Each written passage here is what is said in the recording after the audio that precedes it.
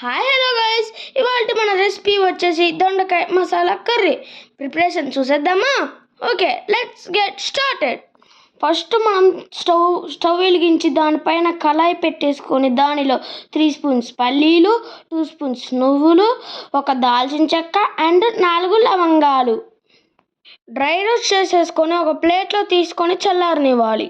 1/2 KG దొండకాయలు తీసుకొని శుభ్రంగా కడిగేసుకొని వీడియోలో చూపిస్తున్న విధంగా 4 భాగాలుగా కట్ చేసుకోవాలి. కళాయిలో 4 స్పూన్స్ ఆయిల్ వేసేసుకొని ఈ దొండకాయలను అల్లా వేసుకొని దోరగా వచ్చే లెక్క ఫ్రై చేసుకోవాలి.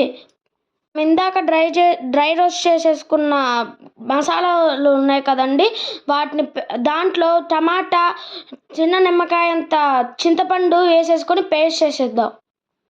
దొండకాయలు ఫ్రై చేసుకున్న ఆయిల్ ఉంది కదండి, దాంట్లో కొంచెం పసుపు, కొంచెం జీలకర్ర, కరివేపాకు వేసుకొని 1 సెకండ్ ఫ్రై చేసేసుకోవాలి. మనం ఇంతకుముందు పట్టుకున్న మసాలా పేస్ట్ని అల్లా యాడ్ చేసేసుకొని మగ్గనివ్వాలి. తగినంత ఉప్పు, కారం వేసేసుకుందాం.